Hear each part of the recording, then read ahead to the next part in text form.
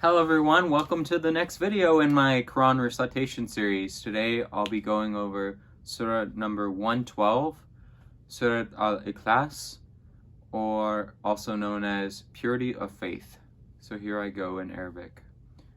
أعوذ بالله من الشيطان الرجيم بسم الله الرحمن الرحيم قل هو الله أحد الله الصمد لم يلد ولم يولد ولم يكن له كفوا أحد. So in English, it says,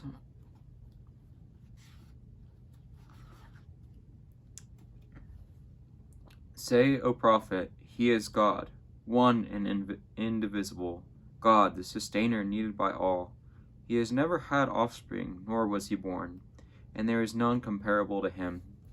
So, a little bit of background on this surah. So, it was revealed during the time when the Prophet Muhammad was in Mecca. So, he hadn't yet escaped, the polytheists that lived there and traveled to Medina. He was still in that location. So, this was kind of early in the period of the Prophet Muhammad and his experience, trying to spread the message of Islam to the people of Saudi Arabia. It's really interesting because this surah is specifically a refutation against polytheists around him. A refutation not only of the Arab pagans around him, but also those Christians as well. It really reaffirms a lot of the doctrine or Aqidah on who God is in Islam.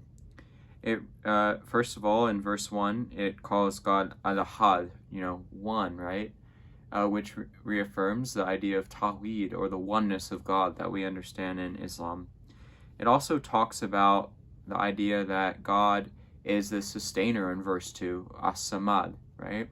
That He is able to sustain the world, to sustain our lives, to sustain us in a relationship with Him.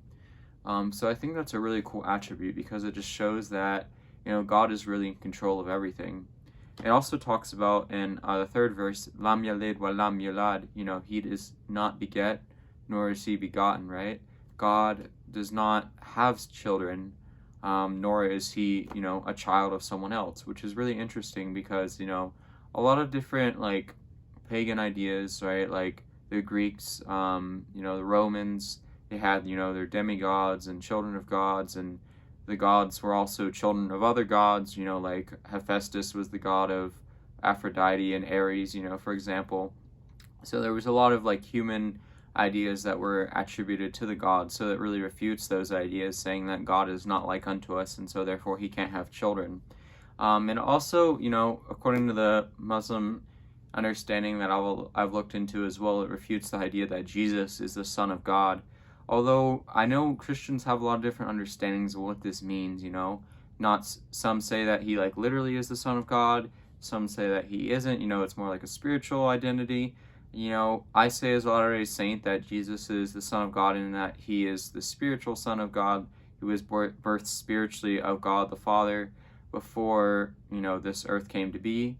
So there's a lot of different understanding on that, but anyway, going back to this surah, it's really a verse all about the doctrine of Islam and who God is. That He's one, He's the sustainer, that He doesn't have children, nor is He a child of anyone else, and that He is above all else.